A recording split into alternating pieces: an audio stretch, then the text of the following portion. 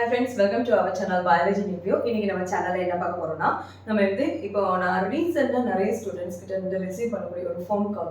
அது என்னன்னா இப்போ மாக் டெஸ்ட் எங்க அகாடமில எல்லாம் கண்டக்ட் பண்றாங்க. பட் எனக்கு மார்க் ஃபர்ஸ்ட் இருந்த மார்க் லெவல் இப்போ ரீச் ஆக மாட்டேங்குது. இது ஏன் மறுபடியும் ரொம்ப ஒரியா இருக்காங்க. ஓகே, ஸோ இது ரிலேட்டடான இன்னைக்கு ஒரு சின்ன வீடியோ தான் நான் உங்களுக்கு நம்ம டிஸ்கஸ் பண்றோம். இப்போ பாருங்க, மாக் டெஸ்ட். இந்த மாக் டெஸ்ட் நம்மளோட எஃபிஷியன்சியை ஐடென்டிஃபை பண்ணக்கூடிய ஒரு டெஸ்ட்டை நம்ம என்ன செய்யலாம், நம்ம எடுத்துக்கலாம். ஓகேயா, இப்போ பாருங்க, இந்த மாக் டெஸ்ட்ல இப்போ நீங்க ஏற்கனவே நீங்க நிறைய டெஸ்ட் எழுதிருப்பீங்க. ஓகே, அது சாப்டர் வைஸ் இருக்கும். சாப்டர் வைஸ்ல உங்களுக்கு நல்ல மார்க் கிடைச்சிருக்கலாம். சரியா, இதுவே இப்போ பாத்தீங்கன்னா சாப்டர் நிறைய எல்லாமே சேர்த்து இப்போ பயாலஜி, இப்போ பிசிக்ஸ், கெமிஸ்ட்ரி, பயாலஜி இந்த மூணுமே சேர்த்து ஒரு ஃபுல் சிலபஸ். ஓகே, எல்லாமே கவர் பண்ணி எழுதும்போது கொஞ்சம் முன்ன மார்க் பிளஸ் ஆர் மைனஸ் இருக்கதான் செய்யும். அதுக்காக நீங்க என்ன பண்ணிக்காதீங்க, அண்டர் எஸ்டிமேட் பண்ணாதீங்க. இன்னும் ஒரு ரியாலிட்டி நீங்க நல்லா தெரிஞ்சுக்கணும். மாக் டெஸ்ட்ங்கிறது நம்மளுக்கு ஒவ்வொரு அகாடமியும் அவங்களோட கொஸ்டின் பேப்பர்ஸ் என்னது அவங்க ஒரு கொஸ்டின் பேப்பர் மாடல் செட் பண்ணி அப்படி கொடுப்பாங்க. இதுல இருந்து ஈஸியா இருக்கலாம். சில மாக் டெஸ்ட் ஈஸியா இருக்கும், சில மாக் டெஸ்ட் டஃப்னஸ் கூடுதலா இருக்கும். ஓகே, ஸோ இதெல்லாம் வச்சு ஐயோ எனக்கு மார்க் கம்மியாயிடுச்சு, அப்போ எனக்கு என்னது நீட் எக்ஸாம்ல எனக்கு மார்க் வராதா அப்படின்னுப்பட்ட எண்ணமே என்ன செய்யக்கூடாது, அதை தூக்கி தூர இறஞ்சிருங்க. சரியா, ஏன்னா என்டிஏயோட கொஸ்டினை நீங்க எழுதல. ஓகே, நீங்க எழுதுறது உங்களோட அகாடமில இருந்து என்னது கொடுக்கக்கூடிய கொஸ்டின் தான். ஓகேயா, இதுல நல்ல ஈஸியாகவும் இருக்கலாம், இல்லைன்னா டிஃபிகல்ட்டி லெவல் கம்மியாகவும் இருக்கலாம். இது வேற மாதிரி இருக்கும். ஆனா பெஸ்ட் என்ன பண்ணுவாங்கன்னா, இப்போ ஃபைனல் மினிட்ல நீங்க நெருங்கும் போது டஃப்னஸ் கண்டிப்பா என்ன செய்வாங்க, ஒவ்வொரு அகாடமியிலும் கூட்ட தான் செய்வாங்க. ஏன்னா உங்களுக்கு ஈஸி கோயிங் மாதிரி இருக்கக்கூடாது. ஃபைனலா நம்ம எக்ஸாம் எழுதும்போது இப்போ ஈஸியா கொடுத்துட்டாங்கன்னா ஓகே இதுதான் நம்மளுக்கு நீட் எக்ஸாம்ல உள்ள கொஸ்டின், அந்த லெவல்ல நீங்க திங்க் பண்ணக்கூடாது. அதுக்காக தான் டஃப்னஸ் கூட்டியிருப்பாங்க. கண்டிப்பா டஃப்னஸ் கூட்டும் போது அது உங்களுக்கு ஒரு அலர்ட் கொடுக்கக்கூடியதுதான். சரியா, எல்லாமே நம்மளுக்கு நன்மைக்கு தானே நீங்க நினைச்சுக்கோங்க. பட் இதுதான் நம்மளோட ஃபைனல் மார்க், இதுதான் நம்மளுக்கு ஃபைனல் கொஸ்டின் பேட்டர்ன் அப்படின்னு மட்டும் நினைக்காதீங்க. ஏன்னா என்டிஏல உள்ள யாருமே இந்த கொஸ்டின் பேப்பரை செட் பண்றது கிடையாது. சரியா, அப்போ ஓகே மேம் எனக்கு மார்க் கம்மி ஆயிடுச்சு, ஸோ நான் ரொம்ப ஃபெடப்பா இருக்கு, ரொம்ப எனக்கு கஷ்டமா இருக்கு அப்படின்னா இந்த ஒரு விஷயத்தை மட்டும் நீங்க நல்லா ஞாபகம் வச்சுக்கோங்க, கரேஜ். ஓகேயா, நீங்க இப்போ எழுதக்கூடியது காம்படிட்டிவ் எக்ஸாம். கிட்டத்தட்ட நீங்க 25 லட்சம் மெம்பர்ஸ்க்கு மேல இருக்கவங்க கூட நீங்க என்ன பண்றீங்க, காம்பீட் பண்ண போறீங்க. ஸோ இந்த காம்படிட்டிவ் எக்ஸாம்ல உங்களுக்கு இருக்கக்கூடிய ஃபர்ஸ்ட் இம்பார்ட்டன்ட் திங் என்ன வேணும் அப்படின்னு நினைச்சீங்கன்னா கரேஜ், உங்களோட தைரியம் தான். சரியா, தைரியமா ஃபேஸ் பண்ண பழகுங்க. தைரியமா ஃபேஸ் பண்ணி நம்மளுக்கு கிடைச்ச கொஸ்டினை, நம்மளுக்கு கிடைச்ச ரிசல்ட்டை அக்செப்ட் பண்ண ஃபர்ஸ்ட் பழகுங்க.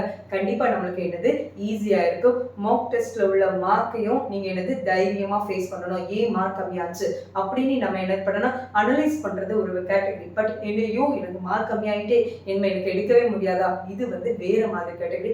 இது தூக்கி தூர எழுஞ்சிட்டு தைரியமா அடுத்த ஸ்டெப்ல நம்ம என்ன பண்ணணும், என்ட்ரி ஆயிருக்கணும். சரியா, இதுக்கு அடுத்தது என்னன்னா, உங்களை நீங்களே அண்டர் எஸ்டிமேட் பண்ணவே கூடாது. ஓகே, எனக்கு லாஸ்ட் டைம் பயாலஜில 340க்கு மேல கிடைச்சது. பட் இப்போ மாக் டெஸ்ட் என்னால் 310க்கு மேலவே என்ன பண்ணல, ரீச் பண்ண முடியல. ஸோ அப்படின்னா அதுல டஃப்னஸ் இருக்குது. ஓகே, அந்த டஃப்னஸை நீங்க என்ன பண்ணணும்னா நம்மளை என்ன பண்ணணும், மெருகேத்திக்கணும்னு சொல்லுவாங்க. நம்மளை பூஸ்டப் பண்ணிக்கணும். ஓகே, ஸோ இதை எப்படி நீங்க பூஸ்டப் பண்ணலாம் அப்படின்னு பாத்தீங்கன்னா பாருங்க, ஃபர்ஸ்ட் உங்க கொஸ்டின் பேப்பர்ல கண்டிப்பா மிஸ்டேக் இருக்குது. இதை நீங்க என்ன பண்ணீங்கன்னா அனலைஸ் பண்ணுங்க.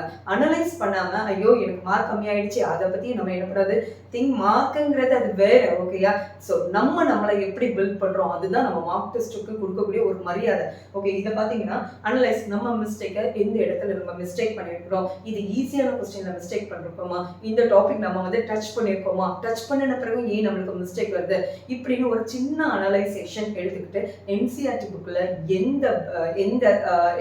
எந்த சாப்டர்ல எந்த லைன்ல மிஸ்டேக் இருக்கோ அது ரிலேட்டடா இருக்கக்கூடிய அந்த பேராவே நீங்க என்ன பண்ணுங்க, அப்படியே படிச்சு அதை எரர்னு என்ன பண்ணிக்கோங்க, நோட் பண்ணி வச்சுக்கோங்க. இனிமே இந்த இடத்துல நம்மளுக்கு என்ன கூடாது, மிஸ்டேக் வரக்கூடாது. அதுக்கு பிறகு அது ரிலேட்டடான அதுக்கிட்டே நம்ம நோட்ஸ் மாதிரி இந்த இடத்துல நான் மிஸ்டேக் பண்ணிருக்கேன்னு எழுதி வச்சுக்கோங்க.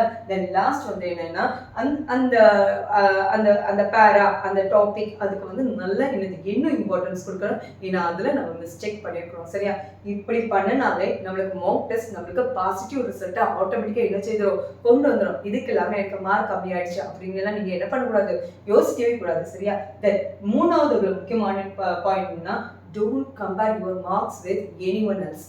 யாரா இருந்தாலும் யார் கூட உங்களை வந்து என்ன பண்ணாதீங்க, கம்பேர் பண்ணவே செய்யாதீங்க.